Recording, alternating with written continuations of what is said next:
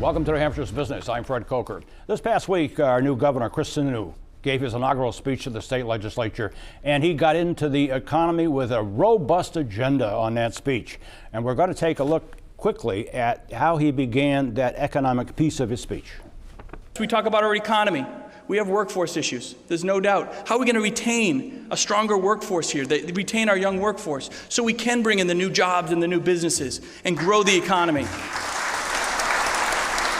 And here is what he was talking about: workforce, healthcare costs, energy costs, business taxes, education, and regulations. And those are the issues. And with me to talk about those are three journalists who cover business issues in the state. And they are Bob Sanders, a senior reporter for New Hampshire Business Review, Michael Cody, business editor of the Union Leader, and Matt Mowry, editor of Business New Hampshire magazine. Welcome. Nice to have you. Thank you. Thank you. That's a heavy agenda. That's a robust agenda. He's got a 2-year term.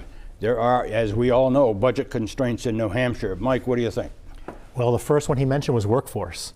He could spend all his time on that, bringing people and busing them in from other places. He said keeping our workforce vibrant. I'm not sure exactly the word he used, but workforce, period. Yeah. I mean, at the lower level, there are signs everywhere for any fast food place, any retail job. At the higher level, we have companies that, if they have operations in Massachusetts or elsewhere in New England, they're moving more people there because they can't get workers up here. Right. Matt?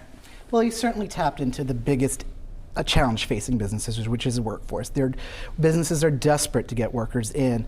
And he proposed a lot of things that are tied into that. So, you know, he's talking about investing in higher education and all the way down to early childhood education. I think he really kind of set the table, though, that this is not about a 2-year cycle. He said very early on in his speech that this is about thinking beyond the next election and thinking long term for the state. Good point. What other issue, Bob, what other issue in that list that we just put up on the screen do you think he's got a chance to push, get momentum going? Well, I say taxes. I mean, it's almost, I think, a given that there's going to be continual cuts of taxes for businesses. The interesting thing in terms of going back to workforce is that he talked workforce and then he talked bringing businesses in, not really talking about bringing workers in. That's what the substance of most of his speech was about. That's interesting. That's interesting.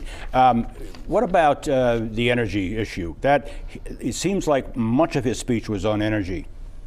Well, he talked a lot about renewables, and he gave a boost for Northern Pass, right. Which is going to be tough because there's a lot of people, a lot of Republicans up in the North Country and throughout the state. Yeah. You got that's a non-partisan issue, and you're still going to have a lot of resistance to that. Mike, but businesses are looking outside the state now to expand. Lynn Sprungly, the chocolate maker, Sig Sauer, Whalen Engineering. Energy is a problem. Energy cost. Energy is a problem, but we're still getting companies coming here. Strangely, just today we're doing a story on companies that are expanding, and one of the commercial realtors, our reporter Mike Cousineau, talked about a medical device company that's moving from Massachusetts to here because of our business-friendly policies. So we do have a lot to sell. We need to work on selling what we have. And the energy problems are long-term problems, as the governor talked about. But do we market ourselves enough, Matt? Do we market this state enough to bring in the companies that we want to come in? I mean, the new governor made a key point that he's going to go visit companies to pull them in here. He is, and he doesn't believe we market ourselves enough.